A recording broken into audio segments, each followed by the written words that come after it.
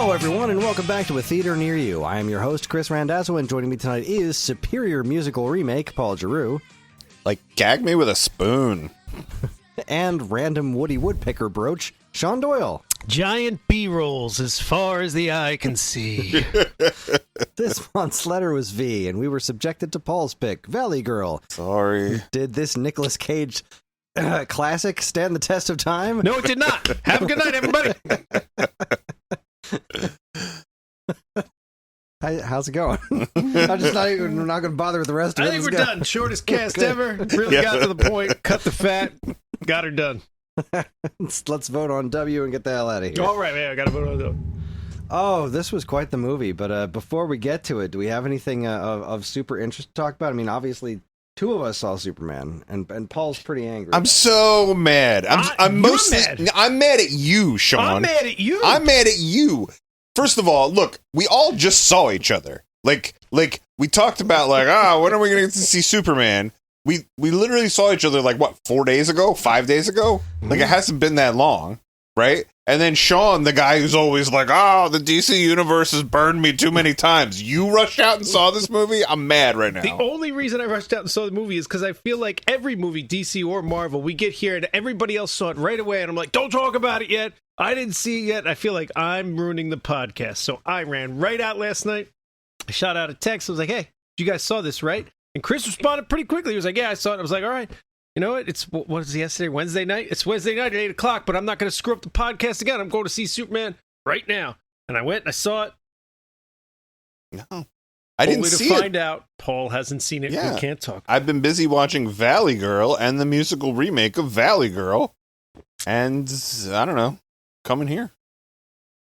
Doing other stuff. I'm going to talk about it ever so briefly without giving any Superman? spoilers. Zero spoilers. Okay. This is my take. I don't know if it'll color your opinion of it or not, but this is my take. I'm sure you've seen other people's takes. It was a good movie, right? Chris, you with me on that? Hard agree. Right. It was a good movie. I'm not saying it was amazing, but it was good. Okay. And compared to the other DC crap, it was great. Compared to crap, it was great. In general, it was good. It was a very good movie. No huge complaints. It was also a pretty good Superman movie. My one complaint is there was a couple scenes, and maybe this was supposed to show his growth, but he was supposed to be like 30 in it, so he's already. I mean, at 30, you're an adult, right? I mean, we're done. Yeah, sure. You're not a kid. My one complaint is especially towards the beginning of the movie, he was a little quick to anger, and by the end, it seemed like maybe there was some character growth there, but I don't know. And again, I'm nitpicking a little, but towards the beginning, I was like, everyone was like, they got Superman right. And I'm watching this, and I'm like, I don't know if they did. He gets in a little bit of an argument with Lois, and he blows his top at Lex. And I'm like, I don't know if they're nailing this. And then the rest of the movie, he did better and better and better. And by the end, he was really nailing it. So maybe it was supposed to be a growth thing. Maybe they did it intentionally. They were trying to show us where he gets to as an adult, but they set him a little old for showing us where he gets to as an adult. Like if this was teenage Superman figuring out how to be Superman, I think it would have had a nice little arc going, right? It was like, Okay. all right, human emotions, and then he gets to a good spot where he's like, I am in control, right? It was a little old for that story arc. I don't know. Again, I'm a little nitpicky. I liked it. It was a good movie. I'm excited to see where this universe goes. I will also say a thing that I hope does not color your perception of it, but in agreement with what you're talking about, that when I finished this movie, I said that was a good Superman movie, but it would have made a much better Superman 2. Oh. Yeah, all right. Like, there's this whole thing with, James Gunn said it, and other directors have said it, like, we're not doing origins anymore. Like, everybody knows what happened. Everybody knows what happened to Superman. Everybody knows that Bruce Wayne's parents got shot. Everybody knows the whole deal with Uncle Ben. But I'm sitting next to John and Ellie, and this is their first Superman. Right. They don't know that. Right. And I shouldn't have to do homework beforehand if you're establishing this universe of, like, I shouldn't have to, explain to them this whole thing, make them watch the 70s Superman or whatever to get that under their belts, like, to understand this. Like, I don't see. I understand that maybe as a director, it's not the most exciting thing to do, but if you're starting something, I kind of feel like you need to tell the beginning of that story. Like, I don't. Yeah. The one of the few things that I've kind of disliked about the Tom Holland Spider-Man is that we never really got his origin. It's like he's already Spider-Man, but now he's becoming like Tech Spider-Man, and then that story played out, and it was very good. But like, we never really got. I know his story more or less because, like, you know, he says these things, and it's like, you know them, but my kids didn't know that.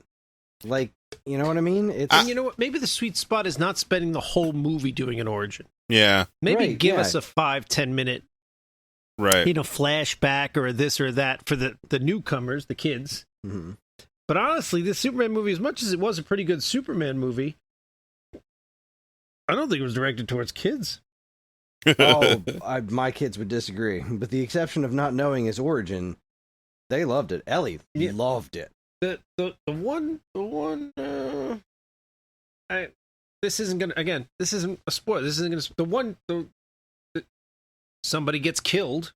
Is that a spoiler? Somebody gets killed. Okay. I don't know if you remember what I'm talking about. I do. It was a little pretty violent. It was. I wouldn't subject a little kid to that. I mean, Ellie's 8, you know? Like, I think that's kind of right where you're at. I think, Right. and I think we've seen some gruesome stuff in, like, the Marvel movies that are not like little kids, but like, you know, this is a movie that kids can see, and they didn't show it up close. There wasn't blood everywhere. There wasn't like, a lot of blood. You understood what happened, and like, that's clearly the bad guy. Right. Right. It was like, well, that's the bad guy. That is the bad guy. That's a a kill. That didn't really phase anybody. All right. Yeah, that was I thought this was a very fun. Ellie had a lot of fun. Anytime Crypto was on screen, Ellie was just like cheering. Crypto was great. Yeah, Crypto was great. Really stole the show. But yeah, like, but besides even just the actual origin, like him and Lois, we didn't get to see any of that. It's just like it's already a thing. Yeah. You know what I mean? Like, I want to, you know, I like seeing characters fall in love. You know, like I want to see that. And I especially considering how great their chemistry was, it would have been very cool to see them build to that. And I think it was one of the two of you, or maybe it was Perrine. Somebody pointed out to me like the scene where he leans in and goes Lois from the commercial. Yeah, that was different in the movie. It was different in the movie, and it did rob us of that fun little bit. You're right. It would have made a much better Superman 2 than a Superman 1 because we lost out on a couple things that would have been fun. Yeah, like he and Lex know of each other and the Justice Gang, and like we didn't need more intro per se to all that stuff, but like this felt like it would just been such a good Superman 2 if we had something before it to establish the handful of things. And I get why they didn't want to do it, but also like I think they should have. I think they should have found someone who did want to do it and then go from there. Not having seen it yet, and not like I've heard other directors say that they're not doing origin stories. I mean, I never heard James Gunn say it, but like it stands to reason. Like I looked at the trailers and I knew it wasn't an origin story. Like Mr. Terrific is flying around and Hawkgirl and there's big monsters. Like I knew that it wasn't an origin story. I mean, I guess maybe you're right. Like I think it would bother me with this. I don't think it bothers me with the Tom Holland Spider-Man.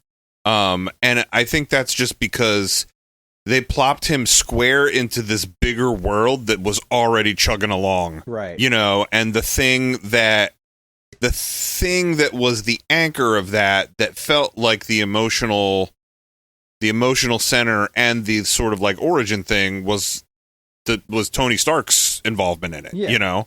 They made it work. They right. really did. And they still can kind of do this with Superman. But and you're right. The Tom Holland thing really does work. It really does.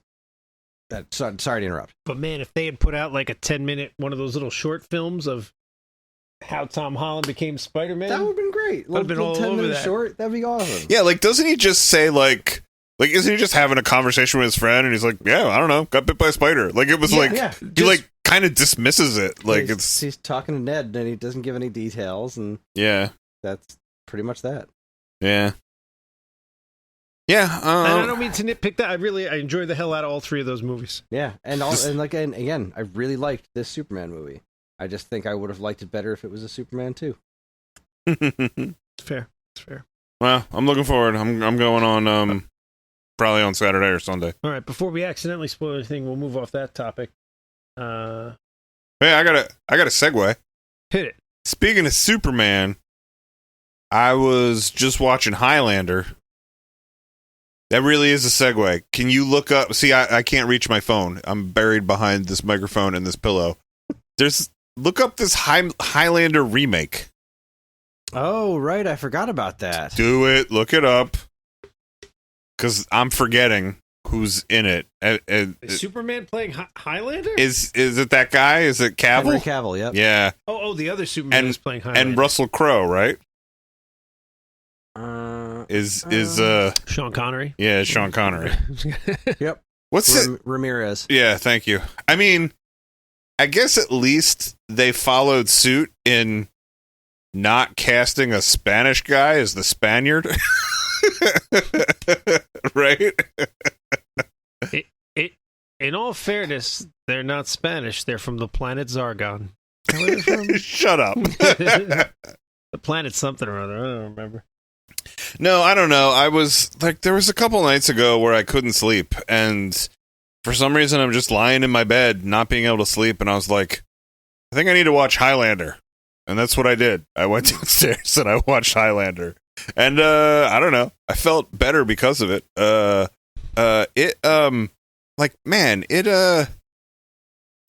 a thing that was made in the 80s, like even the like 80s aesthetic of it, I think really like adds to the movie. You know what I mean? Like even though like a lot of the like the effects are kind of like, I don't know, dated now.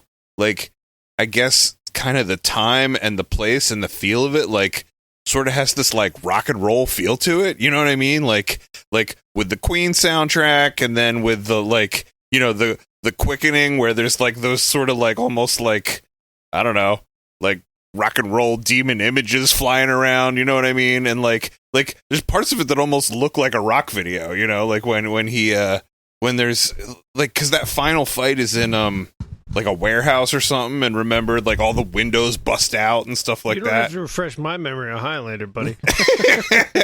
you can remind me, Queen also did a separate soundtrack for the TV show, right? Oh, they did? Right? Didn't they? Am I crazy?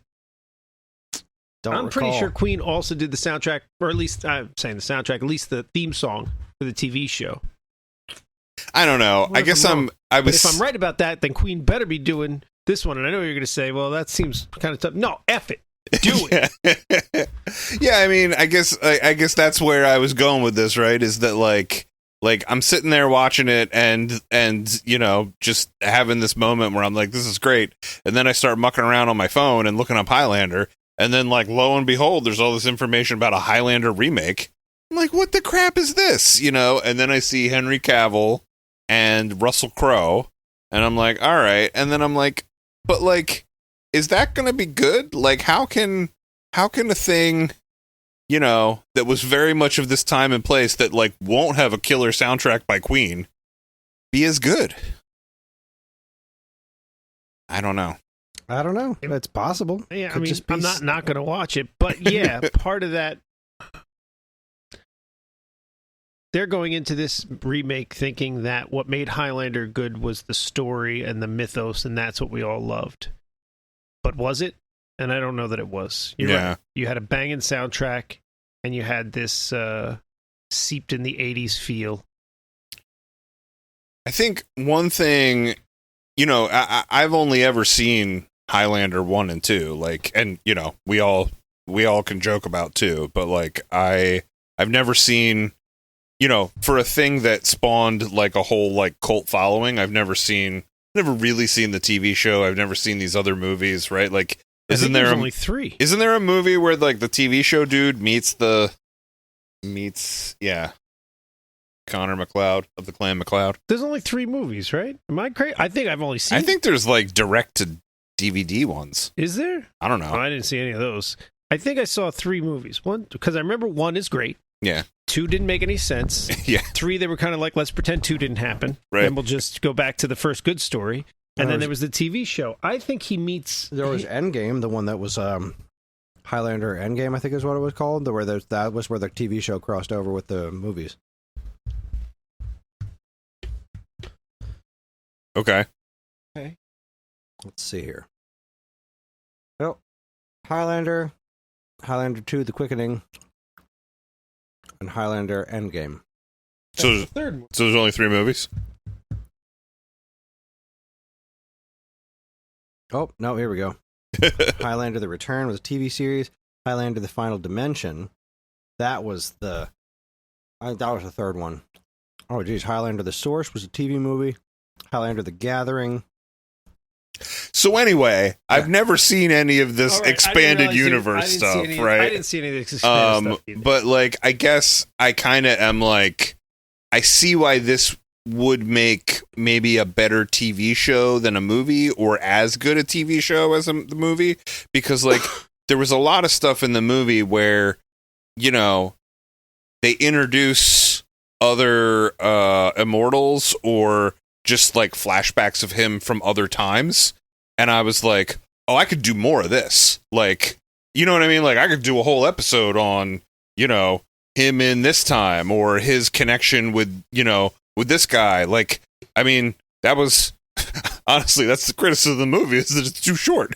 Like, you know, I wish there was like more immortals and more fights, you know, really. Like, there was, I think, the guy the bad guy, the Kerrigan, Clancy Brown, you know, that like friggin' awesome guy that's the bad guy. I think there's like one fight where he fights that buddy, you know, of McLeod's, and then, you know, the next thing you know, like, it's the end times and it's New York and it's the Quickening and they're fighting, you know. Like, I could have, for a thing where the mythos is they're all going to be called to this place and then there's going to be major battles and only one will, you know, there could be only one. I was like, this could have been longer. I could have gone for more of this. The first part of what you started saying there made me think of that Predator movie I just watched, the cartoon one. You should watch that. I think you'll enjoy it. Okay, so there was Highlander, Highlander 2, The Quickening, Highlander 3, The Sorcerer. Highlander 3, The Sorcerer was 1994. And the fourth one was Endgame. The fifth one was called The Source. And that was in 2007. That premiered on the Sci-Fi Channel. So there was 5 mainline movies, apparently. And then there was an animated film, the TV series, the animated series, and then Highlander the Raven, which was a spin-off series. There was a web series, The Mythos Chronicles, and then Highlander Reunion. Yeah, people that are into this are really into this. Yes, like the mythology of Highlander is definitely a draw. Yeah. This is one of those things where it's like, yes, I think the reason we like the original Highlander movie is all that 80s stuff. Yeah. But also, there's a lot of potential in the mythos to be super cool. So if somebody does a modern and good take on it, and I can actually tie this into something else, like Voltron. I used to love Voltron when I was a kid. Absolutely loved Voltron when I was a kid. Went to go try to watch the original Voltron when I was in my 20s. It's like, oh my God, this is awful. This is not good at all. But then there was this wonderful reboot of Voltron on Netflix that was fantastic. Took that mythos, took it seriously, did this just amazing TV series. And I can tie it in because there's a Voltron movie coming out starring, you guessed it, Henry Cavill. Oh. Wow, he's everywhere. Yeah. And Russell Crowe? I hope so. Russell Crowe as Russell Crowe as Voltron. As Voltron. Just the leg. Fantastic. Good stuff. Good stuff. I saw a bunch of movies. Okay. I'm just gonna rattle some off. Sure. Quick thoughts on them. I went to Ireland for a weekend, and the plane rides didn't line up good time wise, so I was awake on the plane, which means I was awake for 47 hours straight at one point there. But that's gonna be me next week. Yeah. Burn it down. Rage like you've never raged. But I did manage to knock out a couple movies. One, Beetlejuice 2. Here's a hot take. It was fine. Yeah, it was good. fine. Yeah. Like, I think you guys might have mentioned it. I think you guys saw it when it came out. Yeah, it was good. It was a perfectly acceptable movie. Right. Okay. Yeah. Nothing more really needs to be said on Yeah. that. Enough said. It's fine. If you really love the first one, go ahead, watch the second one. Yeah, Yeah. it's more it's more Beetlejuice. Yeah, it's fine. It does make me wonder if they're going to make a third one, because if you make a second one, you call it Beetlejuice. It feels like you're asking for a third one. That's I do believe the third one has been announced. I will double check while you're talking. And if they're doing it, I'll go see a third one. It's Sure. good. It's good. I mean, they left it open enough. Yeah. I watched and I talked about this the last time I flew somewhere. It might have been to Ireland. I don't know. I said that I watched the second Quiet Place on the plane. Mhm. Well, now I watched the prequel to the Quiet Place on the plane, and it was better than the second one. It was fine. I feel like I might have watched that because Nate had a fascination with Quiet Place, but I cannot remember if that was one of the ones where I was like, "Yeah, you watched that without me," or if we watched it together. Which, if we watched it together, it must have been utterly forgettable. What happens in it? It's like the first day when they land, like when the monsters come, Is and people are just realizing Krasinski they have in to it? No, he's not. He's in the second one. So the first one, Krasinski's in, and that's great.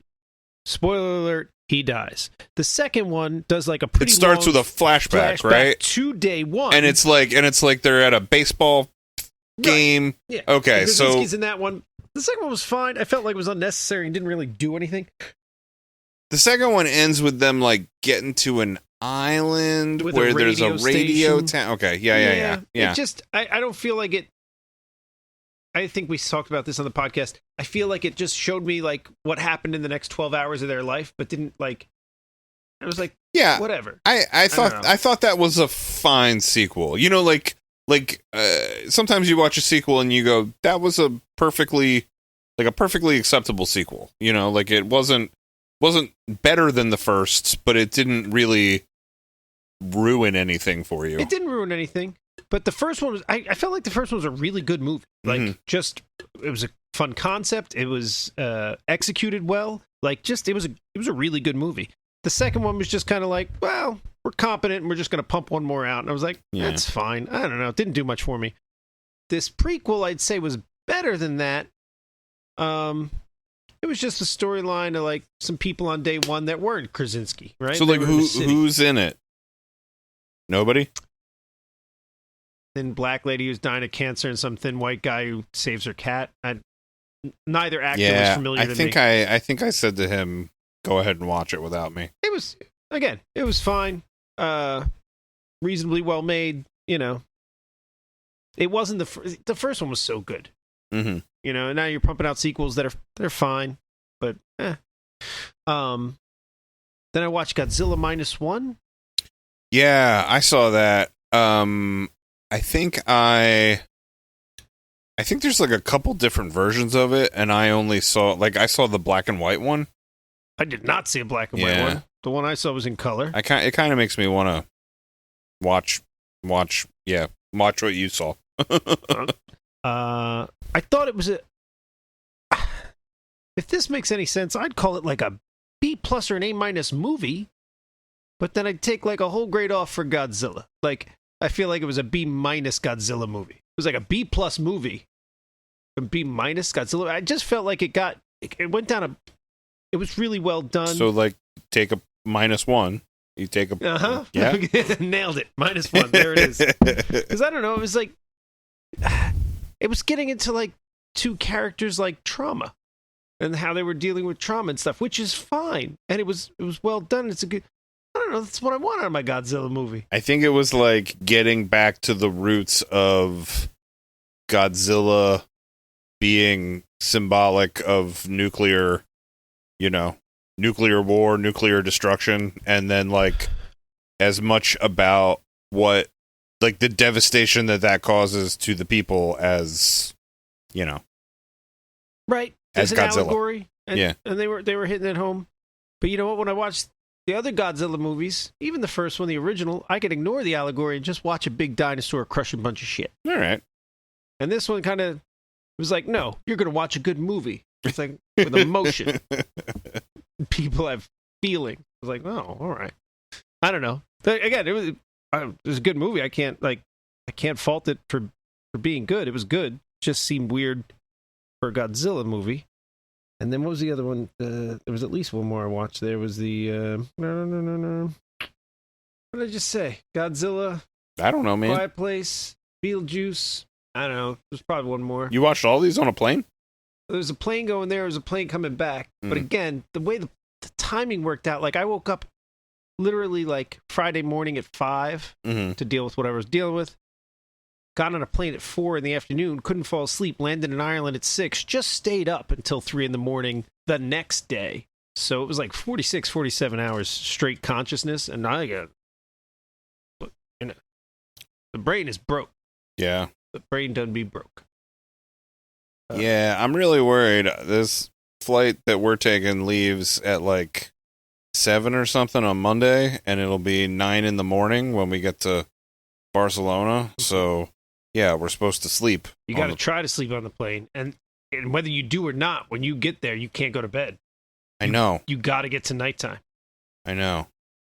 Because you're going for like a week. Yeah. If you don't fix it right out the gate, you're going to be screwed the whole week. I went for a weekend, so honestly, it didn't even, whatever. It is what it is. You're going for a whole week, you need to fix it out the gate. Even if that first day sucks, just stay awake until at least 8 o'clock. I mean, I'll do it. I don't know. Can't let I'm not going to be able to sleep on the plane because I don't know what to do about my friggin' snore machine. Just sit up front and pretend you're flying. I don't understand what the question is. I have a machine. Bring it. That blows air into my nose so that you don't all die. night long. I remember. You were like having mini deaths. Yeah. Right, I remember. So just bring it with you. Oh, I mean, I'm going. Yeah, it's got to be. I mean, guess I'll bring it and a battery bank. Uh-huh. I mean, I'm worried. I'm worried about this flight. That's all I'm worried about. Once I get there, it's going to be great. I'm really worried about this flight. Oh, and I also went to the movie theaters and saw 28 Years Later. Oh, I really want to see that. Which, I know, Chris, you're not big into zombie movies. 28 Days Later is really good, especially the first half. The second half is less good, but the first half's really good. The second half's fine. 28 Weeks Later is fine. It's a good zombie movie. 28 Weeks Later is like it's like the infection comes back and there's like a military presence and they were in the process of like reclaiming London, rebuilding. Yeah. And they start bringing the population back in. As soon as they start bringing the population back in, of course, the virus restarts spreading. Yeah. And Hawkeye's there and shooting people. Yep, he sure is. Why not? It's good. That's a good zombie movie. The first half of 28 Days Later is like epically good. Yeah. The second half's fine. And then 28 Weeks Later is fine. This movie was fine. It was a good zombie movie. If you like a zombie movie, go watch it. It's solid. The one thing I'll note about it is this. Supposedly they're making a trilogy. Mm-hmm. Whatever. They're making the new movie a trilogy? Yeah, like I think there's going to be 3 movies set at 28 years later. Okay. The ending certainly leaves it open to something to come next. It's a weird choice. Yeah. So the first 10 minutes starts like, where the 28 Days Later starts, like at the beginning of the zombie apocalypse, and you see a little kid. Then you jump to 28 years later, right? So it's like a 10-minute scene of like the get-go, right? It's not a spoiler, but I'm not gonna. I don't know. Scratch all that. I'll just say this because it's not a spoiler, but I'm not going to say it anyway because I don't want to piss anybody off. I'll just say this: the first hour and a half of this hour and 40-minute movie feels like one director was directing, and the last 10 minutes have a very different feel. Okay, like somebody else entirely was involved. Like now it's a musical. Yeah, the first hour and half, whatever, like before the last 10 minutes, it's a fairly serious. There's not really any laughs. I'm gonna say no laughs. Wait, and then it turns into a comedy. The last 10 minutes turn into like a like a oh, what's the style? It's somewhat humorous, very fast paced. The filmography, the filming is different. Mhm. The first hour and a half is traditional, non-funny, steady camera, dim coloring, gray English zombie movie. Okay. Pretty good, but that's what it is. And the last 10 minutes, it's like, and I get that they changed up the shot style to kind of emphasize what was going on, but the last 10 minutes is like super fast cuts with lots of bright colors, and the characters are kind of ridiculous, and there's some weird shit happening, and you're like, this is a different movie. It really felt disconjointed, and I know they were doing that on purpose, like they meant for it to feel disconjointed because you were entering this new situation. Mm. But they did it so much that I'm like, what the hell just happened? Again, maybe they wanted me to say that. Maybe that's intentional, because all of this was not, it wasn't accidental. Like, they saw this too. I'm not reading into it. But it was like a different director came in for the last 10 minutes, and that seems to be where the trilogy's headed. Like, the movie basically could have just ended at an hour and 30 minutes, and you would have been like, yeah, that was a whole movie. Done and done. And then there's like 10 more minutes where you're like, this got weird. And that seems to be opening up to the rest. So, like, that's the style that the next one will be, I guess. I guess. I don't know. Which I'm not sure that I'm happy with, because I really liked the first hour and a half. It was a good movie. Yeah. It was a good zombie movie. I would watch another one just like it.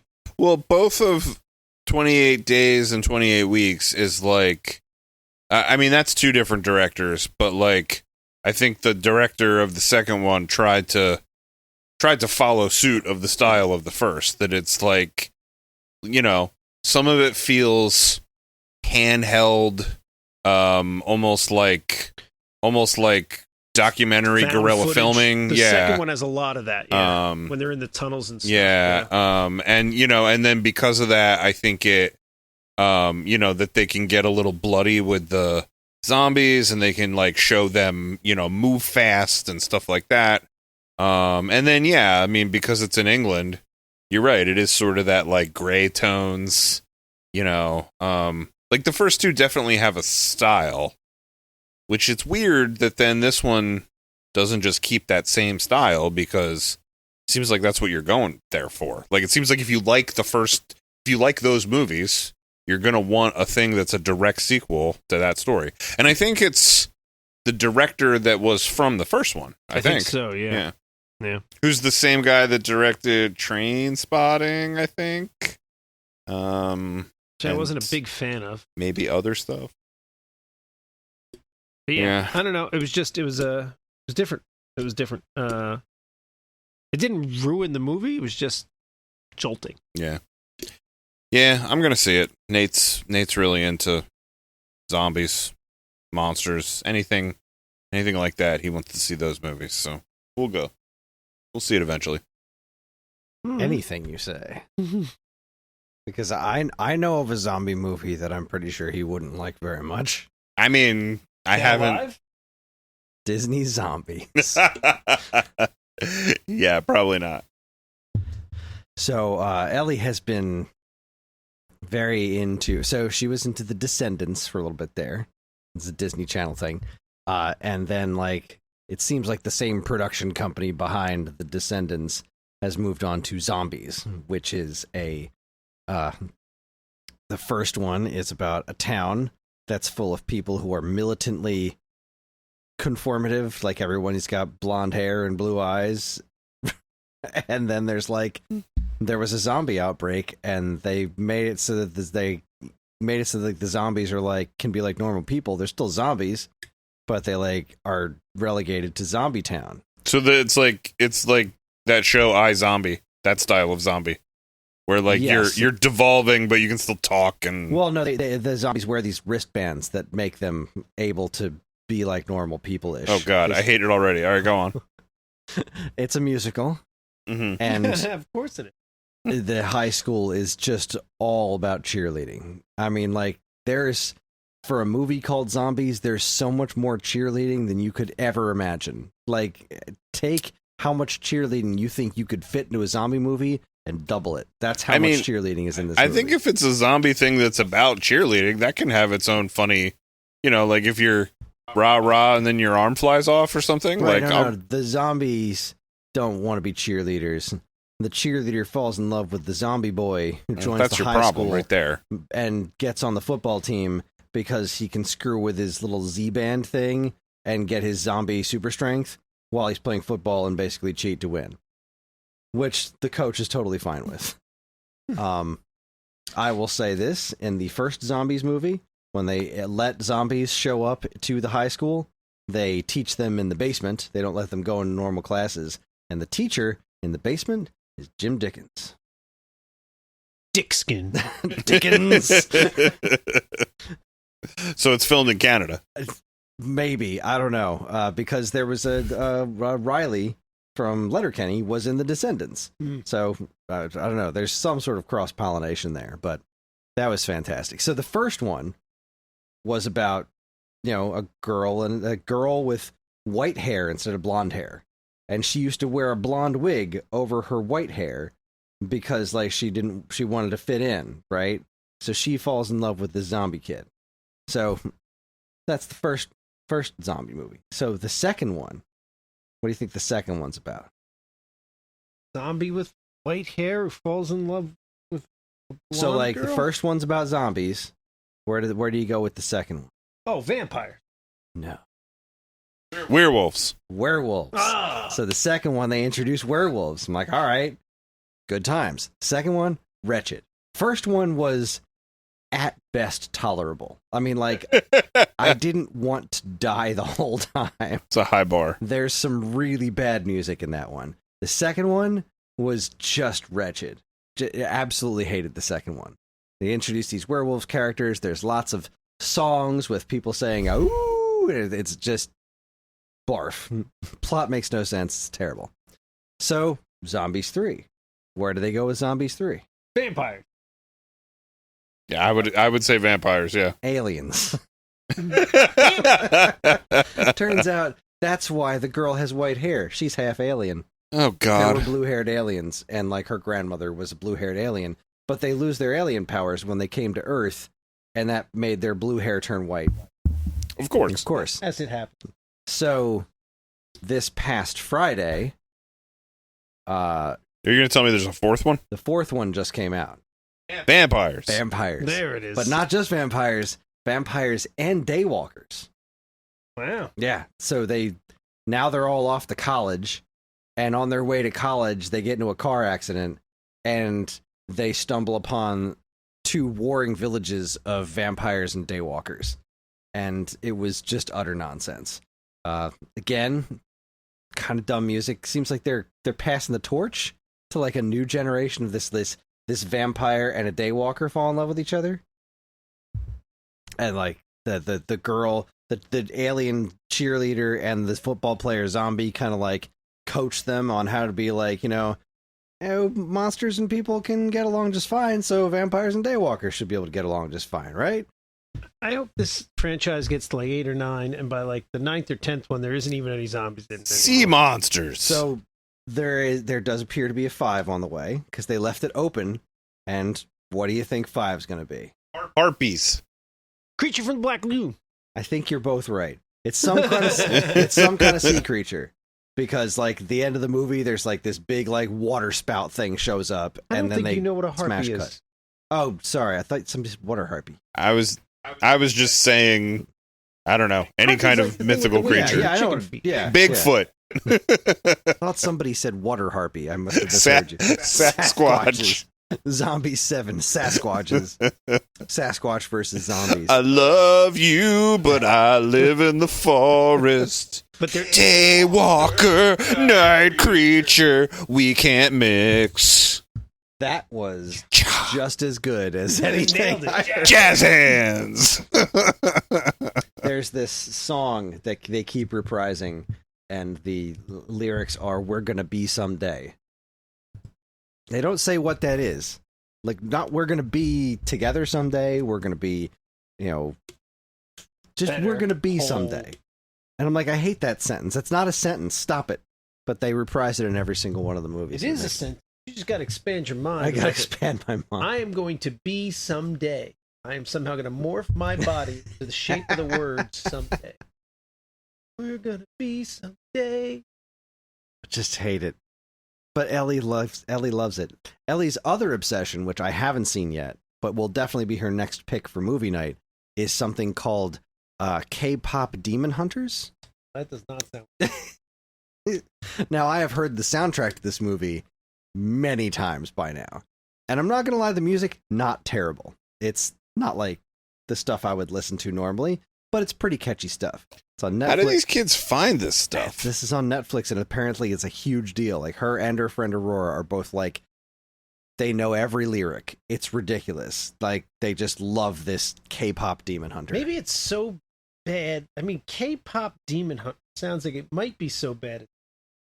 Like some of the crap that I still watch. Right? I'm gonna say it could be. Watch, I don't know. I'm genuinely interested to see this one. Like, is this Santa Claus versus the Martians bad? Like, I hope so. It's about K-pop divas fighting demons. Right? Sure. Let's do it. Yeah, it sounds pretty good. Sign me up. Let's do it. Sign me up. On board. It's definitely worth mentioning. Obviously, we've still got to get to the main movie, but it's worth mentioning. Do we though? that we went to go visit a listener, Frank. He was a super nice guy, and we still have chips upstairs. Yeah, I came in and I ate some of them chips. Me too. It was great. As soon as I walked in the door, I was like, "Oh, Hi, salt. Frank." Yes, thank you very much for a wonderful day, Frank. We had a blast. He bought us lunch at Qdoba, and I loved it. And the next day, I took enough leftovers for 2 meals. And I decided to make that one, and I regretted that very bad for the rest of the day. Like, I finished, and I said, I'm not hungry anymore. But I had gotten some really nice tomatoes to make BLTs for lunch for the rest of the week, and I didn't want that to go to waste. So, but I also didn't want the leftover Qdoba to go to waste. So I was like, screw it. I'm just going to keep eating. And it was a bad idea. It was delicious, but I ate myself stupid, and I felt like garbage for the rest of the day. But yes, the visiting Frank was a super awesome thing. Thank you for showing us a great afternoon. We had a blast.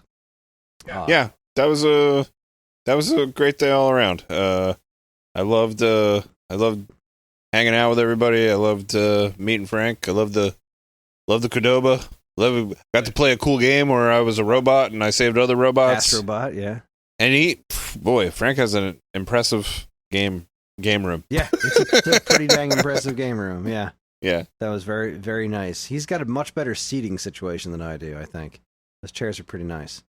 He put a lot of thought into that whole area. He did. Yeah. I really appreciated that. There was a nice room.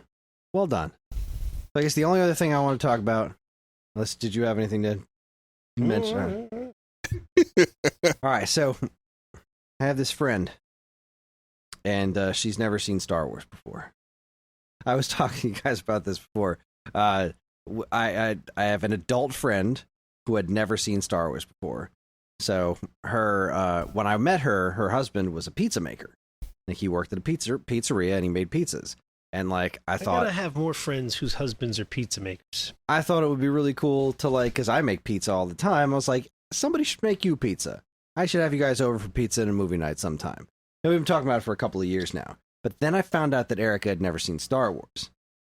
Because I was like just talking to her about what TV shows we were watching. We were talking about the TV shows we were watching, and I mentioned Andor, and then she, mentioned that she hadn't seen Star Wars. She was like, "And or what?" I don't know. She made the mistake of asking me a question about Star Wars, and then I didn't shut up because I have that problem. But I found out that she hadn't seen Star Wars, but not that it wasn't just that she hadn't seen Star Wars; is that she had no frame of reference for it at all.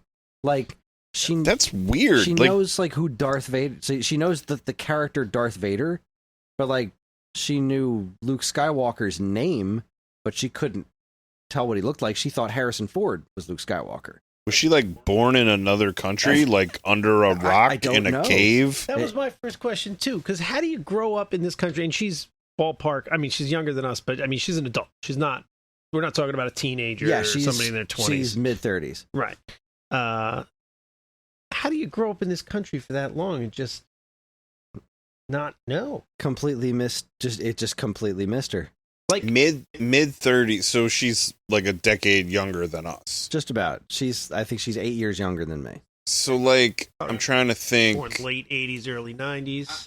Well, I'm also trying to think then, what is your first exposure to Star Wars, Phantom right? Menace. Because, like, I don't know if we've had this conversation before. I feel like we must have. We've been doing this podcast for a long time, but I never remember what we talked about. Like I mean, we all were just being born when the original trilogy, we were born in the middle of the original trilogy, right? Yeah. So like Right towards the end, I think the first two were already out. The third Yeah, one wasn't like, out until we were like we a would year have been and a half. like toddlers when Yeah. Jedi was in the movie theater, right? So like you were obviously being exposed to it after the fact, you know, as a kid, as a like elementary school kid. For me, I remember it was those Ewok movies. The Ewok movies were on television, and somebody was like, "Do you want to?" Like my mom was like, "Do you want to stay up and watch these?" And I was like, "All right." And like, I mean, don't ask me why then I saw the Ewok movies and I was like, "More of this, please." But like, I remember seeing those, and then it was like, oh, you know, or like, I also remember I probably saw Spaceballs before I saw Oh, boy. Star Wars, you know. And then someone was like, "Oh, like you should probably see the thing that this is referencing." But even still, right? Like, you know, that's mid to late 80s. Then it's like, check this out, you know, like what must have been her window into that, right? I mean, like 99 was when the prequels started coming out. I'm honestly not sure, but it was a hell of an experience. So we were down here, and her husband had seen Star Wars, but not since he was a kid. So he kept getting like mixed up of like, you know, when's Yoda showing up? Like he didn't really, he wasn't remembering which one's, you know, Empire and which one's the original, etc. But boy, watching her watch the movie was fantastic. So Karen and I are sitting on this couch that Sean's on right here, and Erica was over there. And like every time something was happening in the movie, like she was confused at first, right? Because she knows Darth Vader's a bad guy, but then she was kind of getting confused on who the other bad guys were. And then, like, you know, it's just all droids in the beginning. Nobody's talking or anything. Yeah. And, but like, you know, when Luke showed up for the first time, she was like, she thought Harrison Ford was Luke. She had no idea. Crazy. You know, the whole concept of a long time ago in a galaxy far, far away, she didn't know that. Like, when she was asking me about it beforehand, she was like, so, like, they, like, live on Earth and travel up to space and stuff? Like, no, Earth isn't even a concept in this movie. Like, long time ago, galaxy far, far away. And like, she really enjoyed it. Like, every time something interesting happened, like when they blew up Alderaan, she was just like, So you just watched A New Hope. Just watched Yeah. New Hope. Okay. Just watched New Hope. We watched that cut that somebody did that was similar to the one that I did, where they put like some of the new effects in there but took out all the dumb stuff. That made me that's I thought that was the best way to handle it. But no, that was so much fun watching that with her. She really enjoyed it, and her daughter really enjoyed it. And her husband thought, you know, he was, you know, yep, this is as cool as I remember. But like, now I get to show her Empire. Like, I want to do it later. Well, because even the three of us in this basement is too hot. It's so stupid hot right now. I'm sweating just sitting here talking. Well, Empire should be interesting because that, I think, is the one where, you know, where like pop culture and lunchboxes and backpacks and, you know, people talking, I think, is gonna have ruined stuff. Although if she didn't even know who Luke Skywalker was, maybe you're gonna be fine. She knows. She knows that Vader says, "I am your father," but she has no frame of reference for it. Right. So, like, I'm just really looking forward to it. Yeah, I mean, I think that's a big twist that can get ruined for kids, and then I think Yoda is the other twist. Oh, like, I'm really excited about that because, like, so she knows like that Baby Yoda is a character, right? She knows that, and she's seen the pictures of him everywhere. But like, so this is a different kind of thing because now she knows there's multiple creatures that are of that species. Mm-hmm. So like, I don't think she's gonna fall for it. Like, when he first meets Yoda, I don't think she's gonna realize that's who that is. Yeah, and that's really exciting. I think it is really fun when you think he's just some weird swamp That's monster. what I thought when I first watched it. I was like, I know Yoda looks like that, but this can't be Yoda. And then, I can't teach him. I was like, what the fuck? Oh, I'm so excited because that's my favorite one. I was trying to explain to her, those are all you need. Like, you don't need to watch, like, I am a Star Wars whore, and there's so much great stuff in there, but you really just need the original trilogy. That's all you need. It's a complete story. You're good. Sure. Yeah. Well, and I've said this before too, but like the original trilogy, the thing that was in my mind about what came before was infinitely better than the 3 movies that explained what came before. Mm-hmm. Like, I mean, in my mind, it's very clear that Yoda trained Obi-Wan and that Obi-Wan trained Luke, and that when Obi-Wan died, Luke had to go finish his training with the master that trained, Obi-Wan. And then New Hope's, or not New Hope, what's it called? Phantom Menace starts, and you're like, who the fuck is Liam Neeson? What's he doing here? And then you find out later that, like, Yoda just runs the Jedi daycare, and you're like, oh, this is not as cool as what was in my mind, Darth Vader made C-3PO when he was a kid, and then we had to do all these mental gymnastics to make that shit work. The end of Revenge of the Sith, they're like, we got 5 minutes left. She dies in childbirth because she's sad. She makes up the 2 names on the spot. There's absolutely no... Just Luke, I don't know, Leia. Congratulations, now she's dead. Oh shit, we gotta wipe these droids' memories. We gotta get him on Dagobah. We gotta explain Force Ghosts. We didn't do any of this beforehand, right? We were just off doing whatever the fuck else. We were doing exactly what you shouldn't do with prequel content. The other one that makes me really mad is how Obi-Wan is like, I don't remember owning a droid. Really? And like everybody's like, droid that you've been around for quite some time. Everybody's like, oh, he's being cagey. He's got that little smirk, and I'm like, oh, the guy that's a totally different actor than the person who's in these prequels that didn't know anything about what was going to happen, 2 decades later. No. Yeah. Incorrect. That was absolute nonsense. Retrofitting those characters into the prequels was so dumb. Yeah. So dumb. Yeah. But anyway, that was a lot of fun and a movie-related thing that I thought was worth talking about. Sure. That was a hell of an evening. I can't wait to show Empire. I just love that movie so much. And I don't know if this is true or not, but it might be. I'm just gonna say it anyway. I'll say shit. I don't care. Yeah, do it. Say it into the mic, though.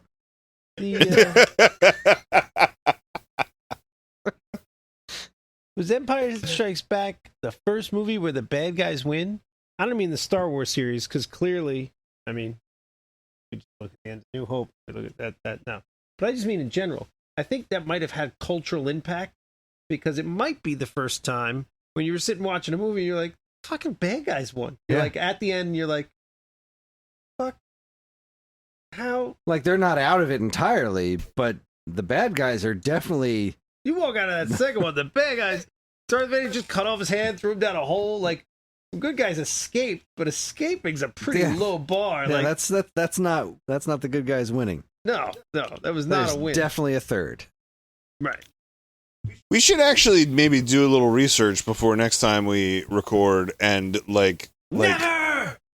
look at other trilogies and what the Star Wars trilogy forged as a trilogy, because like I think now there are movies that are conceived as trilogies, and like the middle one always has that Empire feel, like ends on a downer, the bad guys win. How are we gonna recoup in the third? Mm-hmm. I think that would be fascinating to look into, is like what did Star Wars write the book on as far as those kind of recipes. All right, quick change before we get to this. There were 2 new movie trailers released today. One for Tron Ares and one for Mortal Kombat 2. Okay. I saw the Tron trailer at Superman when I watched it last night. Oh, nice. We didn't get that one on ours. I don't know. I do wish they'd stop casting Jared Leto in things. I just don't enjoy watching him. But I think the movie looks real cool. It looked interesting. Who's he? Master Control? No, he's this new program called Ares. So like, Oh. there was a teaser a little while back that didn't really show much of anything, but there was a bunch of stuff from the grid showing up in the real world, and like that was the whole thing at the end of Tron Legacy was that Korra got out. So like someone from the grid exists in the real world. So this one, it seems to be there's someone who kind of figured this shit out, and he's trying to sell grid warriors to the military. They're like, check this out. We have these programs we can pull out and make into real people, and when they die, we can just respawn them. So like, and they have all this, like they have the big like space paranoids that they float around in. They have the data discs they can throw. They can be on their bikes and leave those trails behind, but all like in the real world. It's ridiculous. Oh, okay. I'm super into it. And they had planes that were leaving trails. Yeah, they got all kinds of shit. Now you're going 3-dimensional. I mean, it was 3-dimensional. You know, Yeah. 3 axes. Yes. We're Yeah. working with X, Y, and Z. I'm very excited about that. That looks great. I just wish Jared Leto wasn't in it. Mortal Kombat, on the other hand, that was quite a history with our podcast. It was our first episode. Huh? From what I can tell in the trailer, that I don't remember this movie like at all. Does Johnny Cage nut punch anybody? He did not. Okay. But Johnny Cage is being played by Carl Urban. Mhm. Looks fantastic. They released a teaser trailer yesterday that was a trailer for a Johnny Cage movie. That was amazing. It was like Caged Thunder or something. It was absolutely amazing. The new character that they made for this Mortal Kombat movie, whose like special power was shirt or something, he's not there. I think he was in the background of one scene in the trailer, but it looks like Johnny Cage is kind of like the new main character around all the other folks. So It looks dumb, but in a great way. I do remember this movie a little bit, and I remember the first 15 minutes Right, the Scorpion Sub-Zero stuff, Yeah. right? was Yeah. like a 10. It was great. And then the rest of the movie, I don't remember exactly what we said about it, but I think it was like a 6. I think it was like, I don't really remember any of there was it. some stuff there that was happened that was something like cool, and then You some other had to stuff have was a bullshit. sigil to fight in Mortal Kombat. We can you go had back and listen to get- that first episode. Yeah, I don't know. Right. So my real question about this new movie is, was it going to be like the first 15 minutes of the last one? Or is it going to be like the rest of the last It one? doesn't look like it's going to be either of that. It looks like it's going to be a movie based on Mortal Kombat, which is kind of what I feel like the first one should have been. Yeah. Probably. I would have watched that first 15 minutes play out for 2 hours, though. Yeah. I love the original Mortal Kombat movie. There's something So- wonderful about it. It's just lightning in a Flambert, bottle. right? It's I mean, fan- exactly. It's We just got all the Highlander. way back to Full Highlander. circle. We did. Back to All the way Highlander. back to Highlander. All right. Well, All right. with that, We'll go to the real Highlander, Nicolas Cage. Valley Girl was released in theaters on April 29th, 1983, and was distributed by Atlantic Releasing. It was written by Wayne Crawford and Andrew Lane and directed by Martha Coolidge. Crawford's other writing works include 1978's Barracuda and 2002's Snake Island, while Lane's other writing credits include 1991's Lonely Hearts and 2005's Bad Girls from Valley High. Martha Coolidge's other directorial works include 1985's Real Genius and 2019's I'll Find You. I have never heard of any of those movies. I've heard of Real Real Genius. Yeah. That's Val Kilmer. Is it? Yeah. Yeah. Okay, I probably just don't recognize the title. Remember, they make all the popcorn. Okay, I There's think a I know what guy you're living talking in the about. closet. Val Kilmer's like the older Real Genius at college. College. And he's like introducing the new, younger kid that's now at the college. And they pull pranks on the dean, who is the jerk from the radio, the newscaster from Die Hard, who's in a lot of. The movie stars Nicolas Cage, Deborah Foreman, Elizabeth Daly, and Cameron Dye, among others. It tells the story of a valley girl who falls for a punk guy and the various social complications that arise from such a pairing. Apparently, it is loosely based on Romeo and Juliet, which makes me want to vomit. Yeah. What was his name? Randy? It's like Randy and Julie. It never occurred to me. You're probably And when you right. say I don't loosely, want to look it up because it's going to make me mad. You used When you- words like credit and star. I have my doubts this movie's starring anyone. And I don't think anyone deserves any credit. all right. Do we need to say how we watched it? Because I need to complain about it. Oh, right. So me, Greg, and Karen watched it here in at And our angrily cursed my name. I think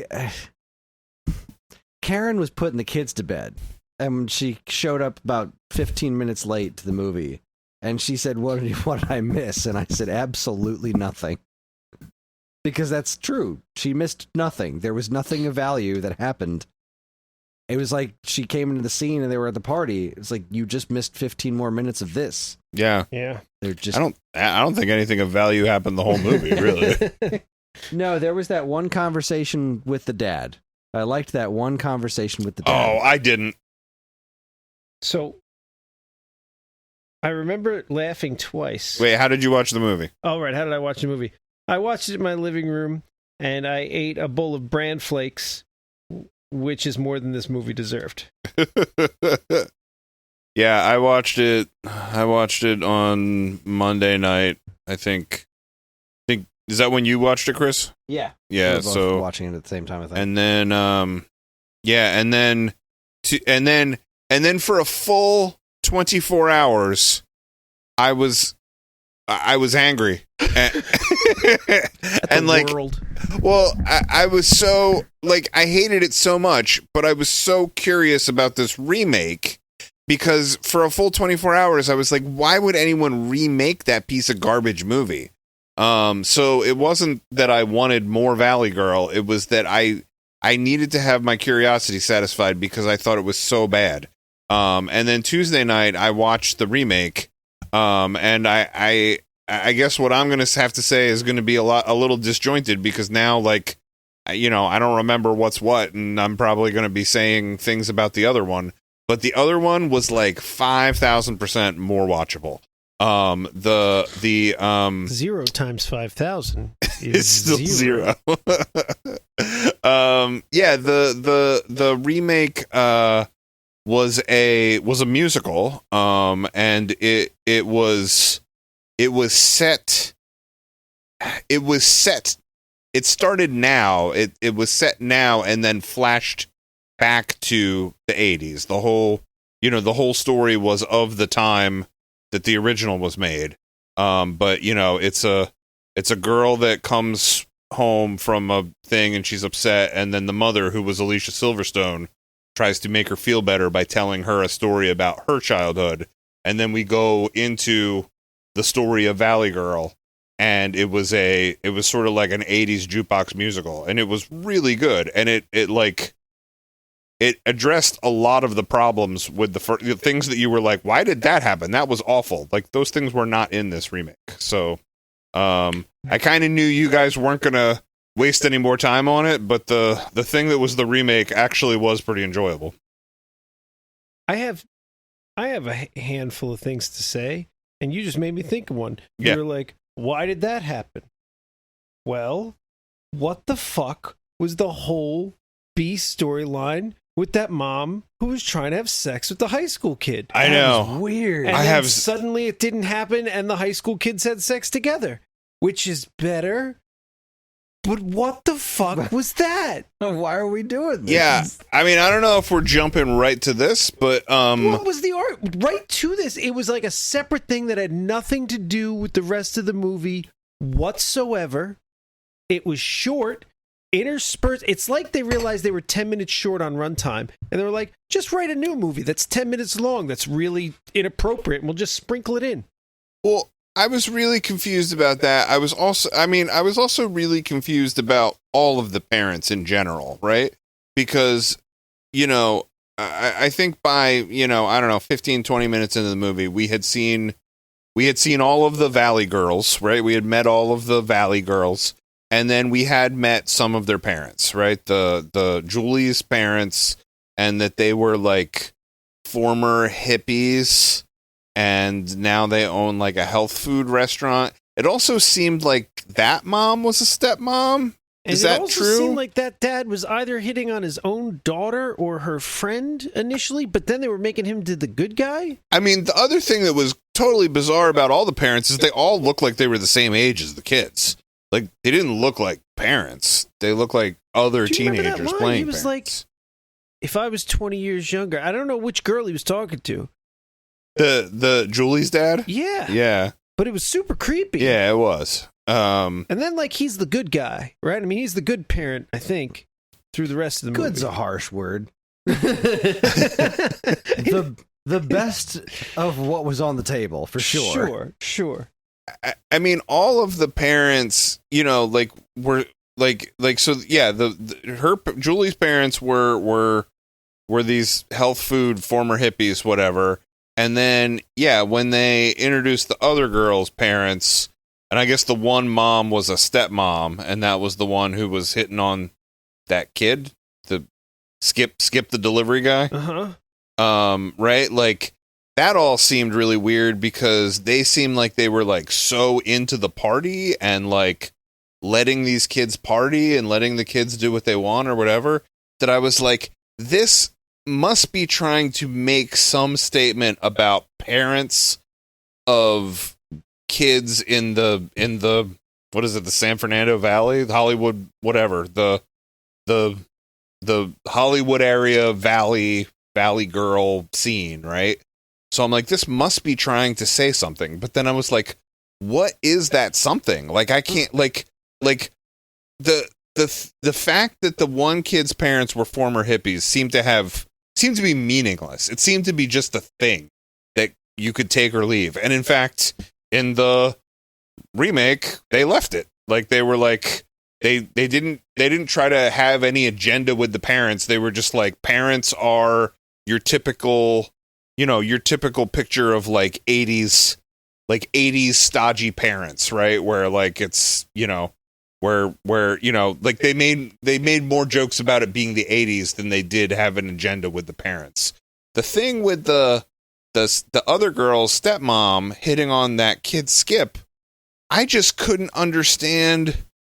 I couldn't understand what was happening, right? Because like at the party, she was acting like she was into him, and she was like, I mean, I think wasn't she kind of like waving and fanning herself, like, oh, he's hot or whatever, you know? And then he comes to the house, and there was that really veiled conversation where I could not figure out if she was telling him to come a different day. Yeah. It wasn't that veiled. She was like, we can't bone right now. My daughter's going to be home. It seemed like I couldn't tell if she was upset that he planned poorly or if she was upset that he didn't like go for it right then and go like, all right. Yeah. When she first started saying it's about timing or whatever, I was like, oh, she's telling him to do it right now. Yeah. And then she was like, whatever the girl's name is, Linda will be home soon. You're right. So that was a little awkward. And then the one or two more scenes we have with that kid, it makes it real clear that he's into the mom and not into the daughter at all. Like, uninterested. Because he calls her and she's like, come over, my mom's not home. And he's like, oh, your mom's not home? Well, then I don't want to come over. Right. And then he shows up and he has sex with her.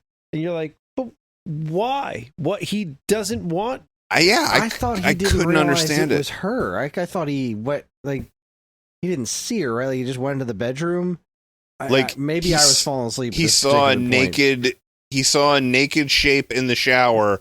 Right. Went for it with the mom, right. And then when he saw it was the daughter, he went, well, I'm here anyway. See, they didn't show us that part because they wanted to startle us by the fact that he was doing the daughter instead of the mom. Which, fine. I assumed he was doing the mom. You set that up correctly if you wanted to shock me. The problem is, you didn't explain why the fuck that happened. Like, he already made it clear he was not interested in the daughter. So why is he now screwing her? And what the hell was... What? Listen. Why was any of this here? This what that we're talking about now, I can help us segue real easy back to the beginning of the movie, okay? To the main story. So when he sneaks into that bedroom to nail who we think is the mom, but is really the daughter, did you guys check out that orange shag carpet in the bathroom? That bathroom had wall to wall orange shag carpeting. And I noticed it in the beginning of the movie when Nicolas Cage climbs up through that window, and he climbs in the window and he falls on the floor, and Sherry goes, that bathroom have carpeting in it? I was like, I don't know. Like, I was already annoyed with the movie by that point. I was like, I don't know. Could be a thing. I'm not sure. Then when that other scene happened where, you know, he ends up boning the daughter and not the mom, he goes into that bathroom, and we're like, there's totally orange shag carpeting in that bathroom. It was the grossest thing I've ever seen. Thick orange shag carpeting in that bathroom. You know, how you do.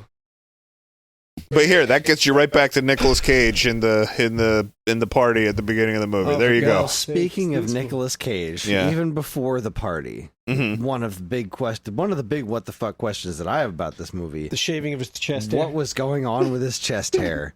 What the actual hell was that about? He saw an early cut of he saw an early cut of Thundercats. Didn't one of them have that symbol on his chest in Thundercats? Maybe. I don't know. He looked like Zangief like from Street Fighter. A single patch of hair. Yeah, it's like in like a diamond it was like shape. He has this V-shaped cut, and I'm looking at it like, wait a minute, that sounds... I must be imagining this, but then it kept seeing shots of it like, no, that is a very specifically designed shaved chest hair pattern. What the hell? Well, you see, Chris, he's a punk, and they needed a way to show us at the beach that he was a punk. And so he shaves his chest hair into a V. But even before that. Although, when he was at the party and he was a punk, it seemed like the criteria for being a punk was that you wear colors that, like, match your friend, or, like, that you and your friend wear, like, the same thing, but, like, inverse colors. Like, if your friend wears a pink shirt and a black vest, you gotta wear a black shirt and a pink vest. I can't begin to imagine what the fuck anybody making this movie thought they were doing. Where were they going with this? I mean, in the very beginning, when they're all sitting at the mall talking like Valley Girls, and the one girl is just wearing a perfectly normal 80s outfit, except she's got an enormous Woody Woodpecker brooch on her shirt. This was the least of my problems with this movie. But this was like it clearly made such an impact on you that you felt like you needed to point it out. But no, that was like the baseline for the rest of the movie. It was like, wait a minute. wait a minute. Hold on. Look, stop. Go back a second. We're only like 5 minutes into the movie. I'm like, look, I'm in. All right, this could be some sort of great classic that I've never heard of before.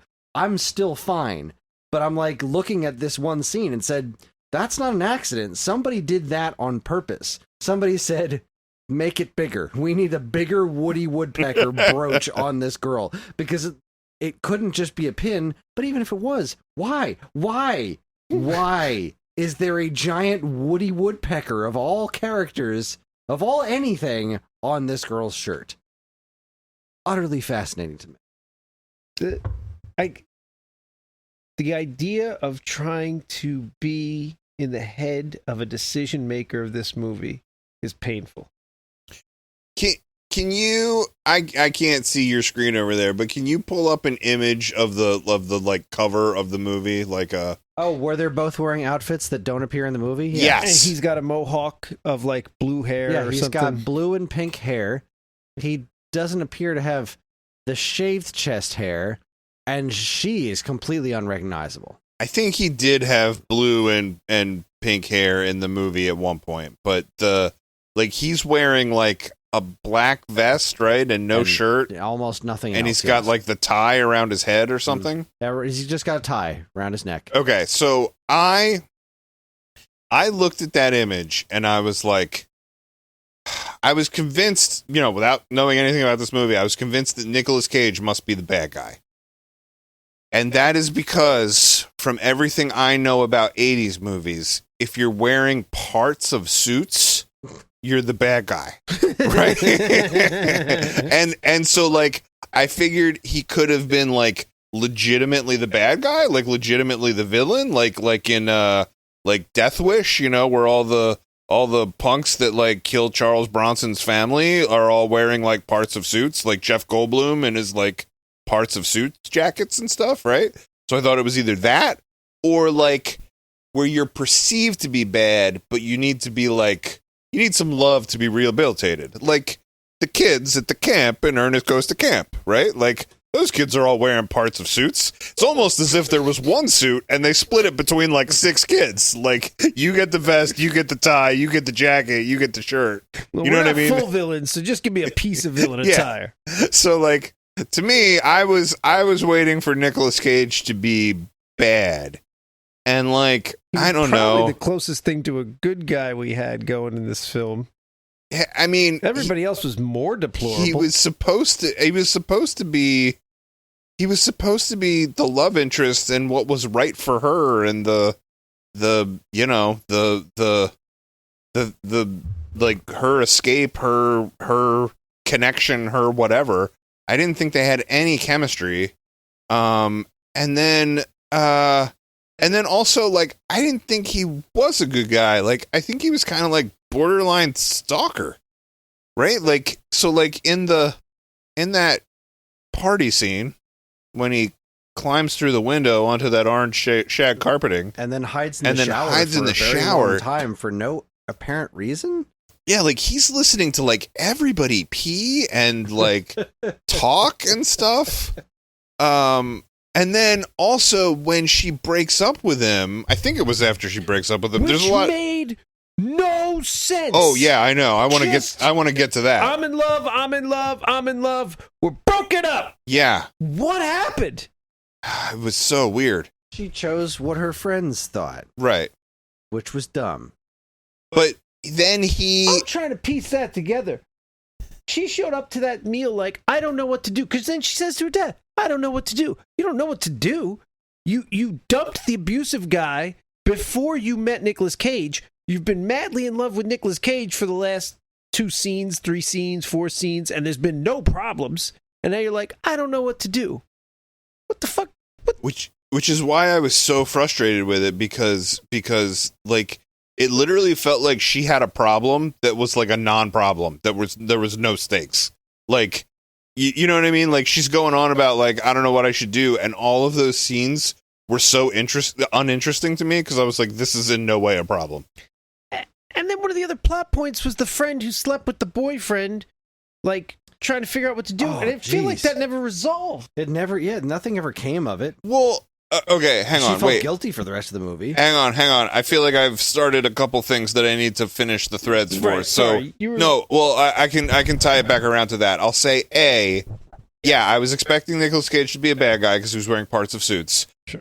I'm not convinced that he wasn't a bad guy because I think he was a borderline stalker. He climbed through the window, hid in the bathroom, listened to everybody pee, and listened to everybody's conversation before he like made a move on her. Which this is a thing that they correct very masterfully in the remake when I finally get around to that.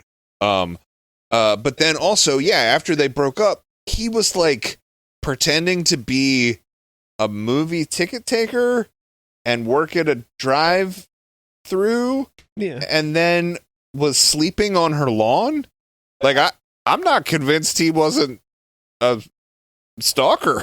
He was a stalker. But but to be fair, that wasn't his idea. His friend convinced him to do all that nonsense. we already knew has bad ideas. And also, Oh, I thought that guy was way more interesting than Nicolas Cage. I wanted the movie to be about that guy. And also, to be fair, have you watched a lot of romantic comedies and romances? Like, go watch The Notebook. That guy's a stalker. Okay. I've not watched The Notebook, but now I will. Go watch it. Like, Okay. and I guess if you're just really good looking, then girls are just okay Then with it's it. okay. Then stalking's okay. Yeah, so that bothered me. That I thought that I was kind of like, yeah, he's a borderline stalker. And then the other thing was about the ex-boyfriend, right? The guy that she broke up with and then went back to, and then broke up with again at the end, right? I think Tommy was his name? Question mark. Sure. So I think the movie wanted that guy to be the villain, and also, if I'm remembering correctly, again, a lot of this movie was a big hazy blur to me. But like, didn't Nicolas Cage kind of like beat him up at the end of the movie? Like, didn't at the prom By he? kicking him in the balls. And that was the other thing. He kicks that guy. So they're fighting. I'll call him the bad guy. I don't know. Tommy? I think his name was Tommy. We'll call him Tommy. Tommy's winning the fight because apparently he knows karate, which, okay. We didn't establish that earlier, but whatever. He's kicking his ass, and then he, like, turns to the girl who came with him to the prom because she made her choice to come with him. Sure. And he's like, watch this. And as he says that, Nicolas Cage kicks him in the balls and he goes down. And then she's like, well, I love Nicolas Cage again. You didn't have a problem. We just said it was a non-existent problem that she kind of made up. And now she switched back for the only reason I can figure out she switched back was because he kicked him in the balls. Yeah. Yeah. She likes dudes who kick other dudes in the balls? This is what she's into? This is not going to go well for him. I don't really think, look, maybe people are going to tell me I'm wrong. Maybe I'm going to be the enemy on this podcast, but I don't think Tommy did anything wrong. Like he wasn't, like, the movie didn't make him out to be abusive or anything like that. I think it made him out to be like an idiot fuck up, right? That, like, he doesn't understand girls. He does dumb things. He's not right for her. And I know he was, like, fooling around with that other girl, but, like, that was, like, consensual, right? Like, and it was after the main girl dumped him. Like, he went upstairs. A few minutes after that.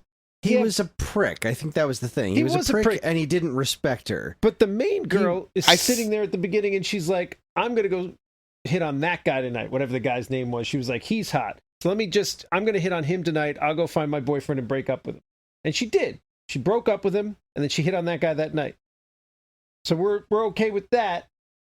This guy just got dumped. And then that night he goes and finds a girl to hook up with. She was trying to do the same thing. I'm not saying she's not also a scumbag. Right. I'm just saying that the guy was clearly a scumbag. All right. He didn't treat her with any kind of respect. Okay. He was very not likable. Like, sure. He just came off as kind of a piece of shit. But, that was kind of par for the course for all the characters in this movie. I guess I expected that if he was going to be a piece of shit, that they needed to make him be more of a piece of shit. He had his shittiness had to float above the other shittiness because Nicolas Cage did the same thing. She broke up with him and he ran right out and had sex with he did, maybe, which also never came to anything. But when that happened, he said the wonderful line, "Fuck off for sure," like totally. I wrote that one down because I was like, that is Shakespeare right there. That's magnificent. Fuck off for sure. How many 80s movies have we seen where the guy is like, "You're my girl. I own you." You know what I mean? Like I just, I'm not. Did he not do that? Because I kind of felt like he did. But they both did. I'm not going to go back and rewatch it to find out. Look, I will concede to the language of scumbag. I think you could say this guy's actions border on scumbag. I think that, but to me, I thought they did a better job of just making him not a, I don't know, like inconsiderate. I think they made him inconsiderate. I think they didn't necessarily make him bad enough to be kicked in the nuts. How's that? Sure. Well, I mean, like, at the I think party, they all needed to be kicked in the nuts, including the girls. The whole thing was like he attacked Nicolas Cage, and then all of his friends held him down, and he beat the shit out of him. And it was like, yeah, I beat up that guy. I was like, no, you didn't. You and 5 other guys beat up that one guy. Yeah, like, I guess. Look, I guess there was a lot of the movie I was phasing in and out because it was so not interesting. It was very easy to check out, which is why I can't remember a whole lot of examples, but I definitely had it in my head. That scene was guy followed was a by Nicolas Cage having like a little rage fit on the side of the road and telling making his friend go back when his friend was like, "I don't want to go back there. We're just gonna get beat up again. Please, let's not go back there." And he was like, "No, we're doing this. He doesn't have the right to tell me shit."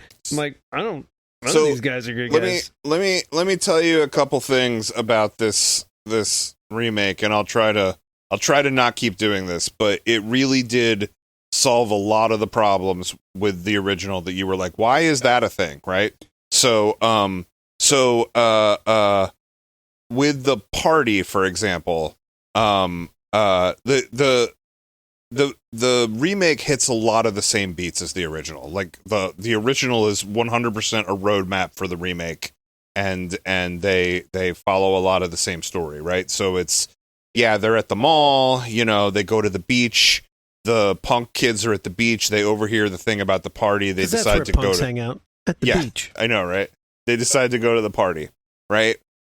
First thing that really made an impact in correcting some of this was that the party in the remake was a costume party, right? So everybody's there wearing a costume. The Julie character, I can't remember if her name is Julie in the remake, but she's dressed as Madonna. One of them is dressed as like Princess Diana. One of them is dressed as like Dolly Parton. There's one kid there that like looks like Elliot from E.T. and he's got a little E.T. strapped to him and a bike basket. Like it was all very like 80s centric, 80s funny, They right? did make a joke about that in the original. He was like, if I had known this was going to be a costume party, I would have worn a costume. Well, then when the punk kids show up, nobody's like, you guys are outsiders.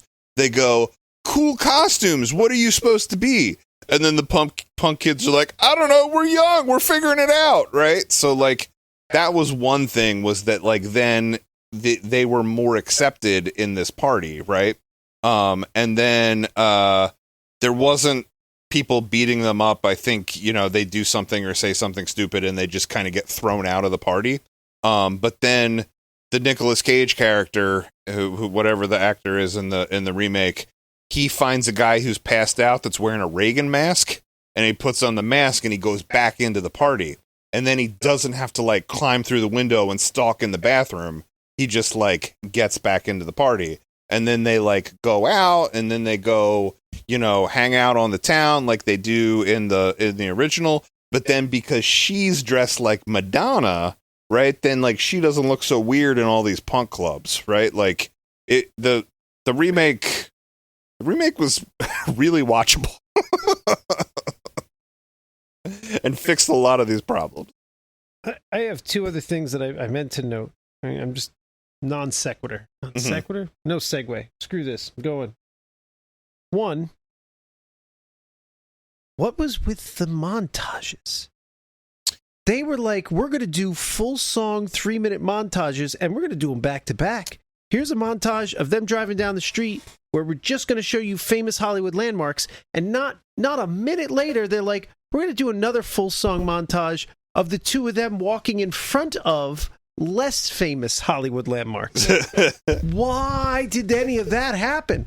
I believe the word is padding. So I had this very same thought, right? Because like I said, the remake was a musical, a lot of great 80s music. Look, I'll say for the original, it was a bad movie, but like I did think the soundtrack was pretty good, soundtrack. Right? I don't know. I'm going to disagree with both of you. Well, there was 2 or 3 bangers, sure. That's good enough for me. There wasn't any punk music in it, and right? There's like 4 or 5 songs that I was like, this is like, the opening song was terrible. And then the second song was terrible. Then they hit a couple bangers, and then they kept going back to that club with that band playing originals, I guess. But they would let them play the whole song. Right. And I was like, this isn't good. Why are we doing this? There was at least 4 or 5 songs on that soundtrack that were just nonsense. I'm like, this is the 80s. You should have a banging soundtrack. Well, I didn't say it was an amazing soundtrack. It was pretty good. I don't know. I'm betting it's unlistenable. I'm betting there's 2 or 3 phenomenal songs. And what was that? Oh God, what was that? Melt with You. They had Melt with You. Well, That's a yeah, I good love song. Melt with You. But no, there was this Shelley's Boyfriend. Was that the song where they were like going on and on about how like he's gay or something? Or Oh yeah, that song was brutal. that did not age so They're, well. playing it at the school dance or something, and like everyone's singing along. Like, wow, why are you so gay? Why are you so gay? I somehow blocked that out. Keep hitting us over the head. Oh with my this God, one. All right. that was rough. Yeah. That whole song, I'm sitting there like, should I be watching Well, this? I think even in the 80s, they were probably like, this might be going too far. This was questionable. We haven't really invented the word homophobe yet, but this is it. This girl has a problem. Well, the remake, like I said, was a musical, all 80s music. You know, when they're at the mall, they're singing "We Got the Beat." There was, Safety Dance was in there. This is the right Madonna. Choices. These are all right. The right like choices. it was very much an 80s jukebox musical, right? And there was punk music in it, right? Like the punk characters sung like punk songs. They sung like Bad Reputation and stuff like that, right? So one thing that I thought was interesting, I guess, was like it was like I said, it was definitely followed the roadmap of the original. But where in the original there's that montage of Melt With You, in the remake it was Take On Me by Aha. And that song was in the original too. Like I heard it when Nicolas Cage was climbing through that window. But I was like, oh, that's interesting, because I was like, are they gonna sing Melt With You at that point? And it then, got me thinking about the original and that montage, because like they played every bit of that song. Like they played the entire song from start to finish to fade out. And then they did it again at the end. And they went, and they showed all these like Hollywood landmarks. Like they showed them doing romantic stuff, but then had them like visit probably every goddamn place in West Hollywood. I was like, what? To the point where I was almost like, is this the music video for Melt With You? Like I was like, did they make this for this movie? So like they literally had established the point of that montage by, I don't know, 30 seconds in, right? They could have done verse and a chorus and then faded it out. They could have even done that thing where you do like verse and a chorus and then they drop the music lower and they have some kind of like dialogue scene over it, and then they could have pumped it back up for the ooh, you know what I mean? Like there was so many things they could have done. Instead they chose to play the whole goddamn song from start to finish with no dialogue.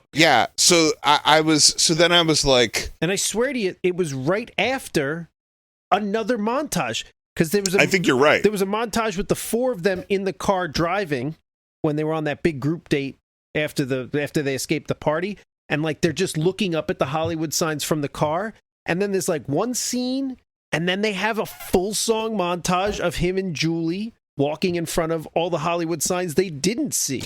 Right. And like by that point, like, not that I'm a Hollywood expert, but I was like, I don't even think some of these places are famous. It's like Chuck's Laundromat. It's like, what? Why? The Waffle House. So it just, that felt so pointed in the original that I was like, oh, are they going to use that same piece of music? And they did in the remake, but they did it at the prom. Instead of running in and kicking the other guy in the nuts and they run out together or whatever, he comes there with his guitar to play her a song, and he gets on stage and that's the song he plays, is Melt With You. And then they try to shut the lights off on him, and then they go a cappella and there's like a disco ball and stuff. Like it was a very well done scene, but it got me thinking about that piece of music, because there was so much music in this movie that I felt like really quantified the 80s, right? That if you were going to pick a piece of music that you would go, oh, like that's a thing that says 80s to me. And like, I did think it was interesting that Melt With You was a choice that like had so much staying power, because like there's got to be a ton of movies in the 80s where they're like, oh, here, this artist will write this utterly forgettable song, so I mean, I guess great that it was at least a good song, but it did feel like they were like, oh, we paid for this, so we're going to use every minute of this song. The whole damn thing. The only other thing I was going to say, I remember vividly thinking, well, I laughed twice when I laughed the second time. Like, had a good chuckle of a laugh 2 times, and I've already forgotten what one of them was. And for the life of me, I can't remember. I do remember one of them. I did get a laugh out of there was a good comedic build and payoff for the one scene where they're in the she's learning to drive, and the instructor's like, please stop talking to her, please focus on the road, hands on the wheels, and then they focus on her for a second and you hear a click, and then it zooms out and he's not in the car anymore. You just see him like tumbling down the road. That was a solid gag. Yeah, it was a good bit. I'll give him that one. Okay. that had nothing to do with the movie. Right. Scene could have been edited. Nothing would have changed other than I wouldn't have gotten that laugh. Yeah, there was so much that had nothing to do with anything. You know, like when she walked in and like her parents, like one of them was like upside down. You remember that? Yeah. Yeah, like there was like I really felt like they were trying to make a bit out of certain things, and it was just like, The scene where you the failed. parents get high. There's a scene where her parents get high. The dad smokes a bunch of pot right before they go to the prom. And then he comes out all paranoid. And then there's like a scene with him and the mom talking about it. It was one of those things like, It's like, where are the keys? Oh, they're right next to me in the bathroom. you didn't Like- know where the joke lines were. Yeah. I felt like I needed a laugh track to tell me when they wanted me to laugh. Right. You know, I'm not gonna, because your jokes aren't funny. But I don't even know what the punchlines versus the setups were. Like it was just a conversation where I was like, "What is happening? Yeah, Do you it have was. any left for me? Was that the joke? Sure do. Was that the joke? What was the joke? It was bad, and it was poorly constructed. I mean, I think, I think all I can really say is like, because again, for a full 24-hour period, I was like, why was this made, and why did someone bother to make a remake out of it? And if I you look think- at the credits of this movie, all of those people got paid for doing this. Yeah. All of those people got paid to do this. Well, Who paid them? even though You want to throw money away, America? You could throw it at me. I thought it was bad, and it was bad. It was bad. I think the reason why it must have, like, I think the reason why I've heard of it and that there's people that have like a fondness for it must be because when it came out, that was like that was probably it, right? There probably wasn't anything else like that, right? Like, I mean, so it was. I mean, I'm going to use the word comedy loosely. I'll put it in air quotes that it was a comedy. But, like, I guess at its heart, it was a comedy. And to be more specific, it was a rom-com. And to be more specific, it was a teen rom-com.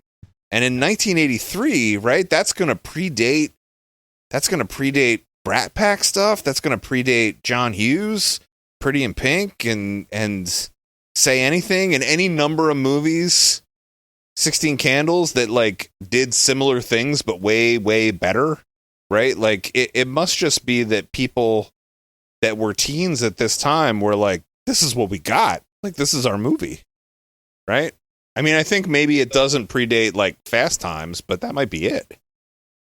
Yeah. God. What year was Fast Times? It might predate that. I don't know. I know it's set in the 70s, but it wasn't made in the 70s, right? I think it's 1 younger year, than it looks. 1982. Yeah. Oh, This alright. was 83. I mean, I think this was the beginning of like teen rom-coms of that time, and again, any number of things that came after it I'm not did like similar things way, way better. I'm not the biggest fan of Fast Times. It's a good movie. I'm not attacking it by any means. That movie's a billion times better than this movie. Oh yeah, And it came out before this. I don't know. You might be right. Maybe this is the birth of a genre. Like maybe Fast Times was the birth, and this was yeah. the placenta that came out It's afterwards. bastard I child. don't know. But The afterbirth. I'll give movies credit where credit's due for groundbreaking. Like you break ground and we just build on your ass and make things better. Sure, you don't hold up. I can't imagine this ever being good. I didn't know what the jokes were. I Look- couldn't follow the plot. I'm not telling you that it was ever good. I'm telling you that to people that were teenagers in 1983, this was something that was made for them. If You know? liked this movie and you're listening to this podcast, please drop us a line. I would really like to know. I'm probably going to call you. So if you don't want to talk to me, don't put your phone number in the line you drop. I can't. I'd rather watch Zapped. I knew where the jokes were. They Yeah. were offensive and not funny, but I knew where they were. I was like, well, that was a joke, and that was a joke. I said that when Tommy or whatever was getting all handsy with. Well, I'm just gonna say it with Dottie from Pee-wee's Big Adventure. I know. She was my favorite person in the movie just because I was like, every time she saw, I was like, it's Dottie. All right. Yeah. I was like, oh, that's weird. I'm seeing her breasts, and I know her. Dottie's tits. I know her as the lady from the bike shop in Pee-wee's Big Adventure. Uh-huh. But yeah. Where was I going with this? I said it's better than Zapped. Oh yeah, at a certain point when I was seeing that happen, I was like, oh god, like I hope we don't finish off the alphabet with like 80s breasts featuring, like because we could definitely do this and then Weird Science and then finish up with Zapped too. But yeah, you're right. I mean, Zapped was awful, but it was a lot more watchable than this was. Well, I don't know about you, but I'm done talking about this movie. I'm done talking about this movie. So that's a big hell no from us here at the podcast. Yeah, that's folks. the big old thumbs down. If you watched this before listening to the podcast, which is usually the way to go, we're sorry. And if you listen to us first and then watch these movies, that's a weird choice to make, but now you can just go ahead and skip this one. I wrote a bunch of things down. Why? I don't know. It's more than this movie could possibly deserve. Yeah, we covered most of them. I guess one thing that I thought was weird is like, yeah, it was called Valley Girl. We made a point that they all live in the valley and that the punks, Nicolas Cage and these punk people do not. So did that mean that they were hill people? Yeah, I think they lived up on the hill. I think that's okay. That's weird. I think that's the term. And then I guess the other thing that I felt like was, I don't know, confusing and stupid about this movie was the ending. Because like, I think when they get into that limo at the end of the movie, that's a direct reference to The Graduate. Right? Like the way that it was filmed and like the close up and the fact that it's in the back of a vehicle. I mean, I assume so. I just was it? Again, I couldn't figure out where they were going with it, right? Because like in The Graduate, it's a big thing has just ensued, much like in this movie, right? Where it's like the prom and he kicks him in the nuts and like a whole thing happens, right? In The Graduate, it's like, it's a wedding. He interrupts the wedding. They run, they get out of there, blah, blah, blah. They get in the back of the bus. And then like, there's this moment where like the joy and happiness kind of like fades off their faces, like kind of at the same time, like kind of this like, what's next thing, like, what did we do? And like, I don't know. I felt like this movie was shot like that. It was framed like that, but like I didn't see that. I didn't see that element of it, right? Like I don't know if we were supposed to get like happily ever after, or if we were supposed to get what The else Graduate. is weird about that last scene? It shows you them in the car, and then it like not zooms out, but cuts to a further out shot, and you see the car driving down like and away. And I was like, thank God it's over. And then I jump back to them in the car for like, and where are we going? He's like, we're still going to the Hilton? And he's like, yeah. And then it zoomed out again and showed the cars like merging onto traffic. And then the movie was over. I was like, why the fuck did we go back in? Yeah. What the hell was Where you that? headed? The Hilton, right? Yep. What? Wait, so they went to Tommy's room that he rented at the Hilton? I guess. So like, Nicolas Cage ran in there, kicked him in the dick, took his girl, and then was like, "We're checking into your room at the Hilton. I'm gonna bone your girl at the Hilton." How's that gonna even work? I don't know. That's what I got. That's it for me. All Sorry. right, let's talk about W movies. This one gets a big fat thumbs down. So now we got to vote on What's next? Boy, we're coming up on the end of our second go round. Second go round. We got a couple letters left. And I think we do a number at the end. Right. Oh, So yeah. who wants to go first for W? Do you want to go, Sean? I don't. I have like 5 picks, so I'm real curious what you guys are going with. I'm gonna go with Weird Science. Right. We kind of pre-discussed this a little bit off air.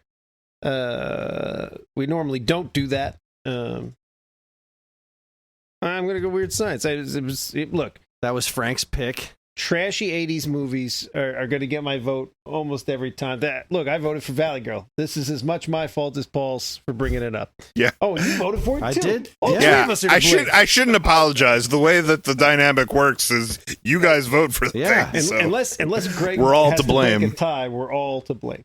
Yeah. Young Nicolas Cage. What could be bad? What could be bad? Apparently So- this. Tell you what could be bad. All right, But Weird yeah, Science. Weird Science. Yeah. Trashy 80s movie in the best ways possible. I probably haven't seen it in 5-10 years at least. So it's due for a rewatch. But I know it fairly well. It's great. Yeah. So this should be interesting. I don't know if it's going to be a foregone conclusion that we do Weird Science, but I think at best I'm going for second place here because I think I can rope in Sean's vote. So here's the thing. I was gonna choose Weird Science. I think even before Frank brought it up, I think we were at your party, Chris, and I think Yamaguchi was like, you should do Weird Science. And I was like, Weird Science is going to be my pick. So I was going to go with Weird Science. And then I saw this, and I took a screenshot of it so I would remember to say this. So I don't know. I'm on this Facebook page that's called like Incredibly Weird Films, right? Like you know how Facebook is, right? Like you just scroll on things. They're like, you might like this. You go, all right, sure, And a lot of these groups, it's like dumb stuff. Like that Bill and Ted group is like all people that either are like, I love Keanu Reeves, or they're like, look, my thermostat said 69 today. So like this Incredibly Weird Films thing, a lot of people will post like really weird things. Like it's usually like trauma style things or like things from the 80s where it's like, or 70s, 80s, 90s where it's like, what about this thing, right? Then there's a lot of people who post things that they think are weird films, but I'm like, that's not incredibly strange. Like I saw that the other day. Like somebody will post like The Big Lebowski, and I'm like, you guys don't know what you're talking about, right? But then every now and then somebody will post a thing that seems like a fever dream, right? Where they go, I don't know what this is called, but I remember seeing it, and I'm going to explain it to you, and please somebody tell me what this is called. I want to be part of this. So somebody wrote, hello, I wanted to ask if anyone here knows of a movie that I'd seen years ago on USA Up All Night. It was one of those... Godfrey. That's what I'm about. Gilbert, who was the... Gilbert Godfrey did Saturday night. Who was the lady that did Friday night? Is there a different lady doing Friday night? There sure was. And she would go, USA Up All Night. Oh, you're right. Oh. Anyway, I wanted to ask if anyone here knows this movie that I'd seen years ago on USA Up All Night. It was one of those serial type movies with different stories. One involved a family that lived in the woods, and their daughter fell in love with a bear, and their pet dog got addicted to tranquilizers. During the movie, there was one of those get yourself a snack things featuring claymation of various types of anthropomorphic drugs like pot leaves and stuff. Anyone know what I'm talking about here? Thanks in advance. Amazon Women on the Moon? No. Someone answered this and said, the name of the movie is When Nature Calls. I remember watching it on Up All Night years ago. And then people are like, yeah, that's it. I have it on DVD. It's a Trauma bought it, blah, blah, blah. So that's going to be my pick is When Nature Calls. All night. Now I got to go find just that commercial of that freaking lady. There's apparently a bunch of hosts for Up All Night. Rhonda Shear was from Rhonda Shear. 91, Rhonda 98. Shear did Friday nights. Gilbert Godfrey did Saturdays. Okay. I had a life, Paul. I had to go out on Friday nights. I didn't have a life. Well, shit. I got a couple of choices here, and you guys didn't help me narrow it down at all. Oh crap! I shouldn't have done Weird Science. I should have done something else, and then we all could have done one, and then we all could have voted for Weird Science, just to fuck with the audience. Like nobody put it forward, but we all voted for it. All right. I don't think anything that I have is going to get the vote anyway, so I'm going to go with my gut. I'm going to once again The Wizard. damn right. The Nintendo commercial starring Fred Savage and Christian Slater about a kid with autism who wants to go to compete in the Nintendo World Championships. Video Armageddon. I adore that movie with all of my heart. So yeah, I mean, part of me wanted to say Wizard of Oz. I haven't seen the Wizard of Oz in a long time, and we're looking to show that to Ellie again. She hasn't seen it since she was real little, and she's super into Wicked. Of course. So look, you gotta see the Wizard of Oz. Like, you just need to have more frame of reference. She saw Wicked before she saw Wizard of Oz? No, she saw Wizard of Oz, but she hasn't seen it in a while. Okay. And, when you're that young, like, the details just kind of disappear. So, like, she saw Wicked, and then we're like, you remember all these? And she's like, I mean, kinda. So, like, we're gonna show her Wizard of Oz again. And part of me wanted to say, what about Bob? Because that's a great movie. Man. Oh, sailing. If we watch What About Bob, my wife will go, enjoy watching that. Thank you. I'll see you tomorrow. Oh, she hates it? Oh, yeah. Huh. I don't know if I should say this. Bill Murray in that movie reminds her of her dad. It's funny. But yeah, I'm going with The Wizard because I love that movie. And I'm just going to keep voting for it until we run into other W movies to pick. So there you go. The Wizard, Weird Science, and When Nature Calls. I think if you put forward the same movie 3 laps in a row, you automatically win. So if anybody else has doubled down and lost, you can just go for 3. All right, Red Leader standing by. Gold Leader standing by. Just a few more seconds. This is when Sean goes, I hate my phone. I hate my phone. All right, I'm ready. And go.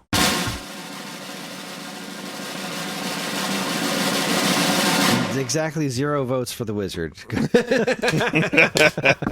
I told you, I know Sean really well, and I was like, I'm going for second place. I'm probably going to go home and just watch this one myself. Weird Science it is. All right, everybody. Weird Science is our pick for the next movie. That'll be our W. And with that... finish out the alphabet with an 80s breast fest. Yeah. I'm going to vote Zombies for Z. But which one? All right. A theater near you is a part of the Geekade Podcast Network. If you'd like to get in touch with us, share your comments, movie suggestions, or whatever, you can send us an email at mail@geekade.com. We can also be found on most social media outlets and the official Geekade Discord server, all of which can be found in our show notes. If you'd like early access to this podcast and several others on the Geekade Podcast Network, check out the Geekade Patreon, linked to in the show notes. It helps keep this show running and our site shiny and clean. Thanks for listening, and we'll see you next time in a theater near you. I was looking for you tonight. You haven't been looking for me in months. Is that from the movie? It was. There's not one memorable line. That's it. That's what I got.